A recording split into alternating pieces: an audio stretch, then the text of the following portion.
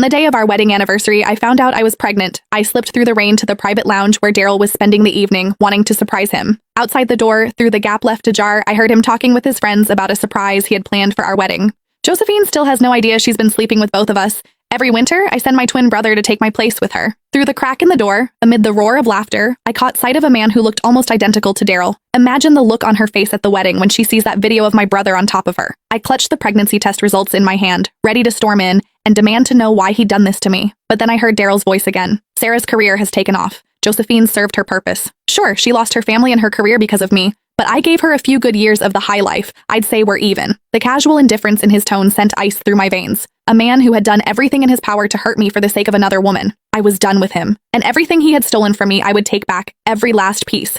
Inside the private lounge, the men kept egging each other on. Come on, Daryl, you've lost 3 rounds of dice in a row. You owe us something juicy. What's this big surprise you've got planned for Josephine at next week's makeup wedding? I stood outside the door, heart brimming with sweetness. 3 years since we'd signed the marriage certificate, and Daryl had been so consumed by work that the wedding kept getting pushed back. Now I was going to bring our baby along and finally make it complete. Ha! Bro, Josephine is such a fool. She has absolutely no clue you've got an identical twin brother. What do you guys think? If she finds out at the wedding that the man keeping her warm every winter was actually me, and then she sees our little bedroom video, will she lose it right there on the spot? The laughter inside swelled even louder. My legs buckled, and I nearly collapsed. I stepped forward, pressed myself against the doorframe, and peered through the gap. Beside Daryl sat a man with the exact same face. Daryl leaned back on the sofa and clapped him on the shoulder. Vincent Sanchez, I owe you for these past 2 years. Your visits made it possible for me to be with Sarah. The man exhaled a stream of smoke, the haze blurring his features.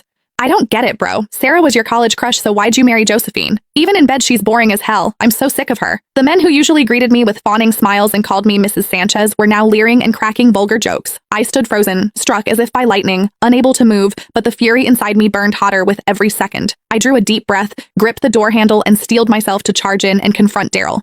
Then the words from inside stopped me dead. I was only ever with her for Sarah's sake. At the sound of that name, my fingers tightened around the pregnancy report until the paper crumpled. There was a tenderness in Daryl's voice I had never once heard before. Sarah went abroad right after college to chase her dream of becoming a jewelry designer. By the time I wanted to go find her, she'd gotten married. Later, when the international jewelry design competition came around, Sarah was so anxious about Josephine entering the same contest that she couldn't sleep.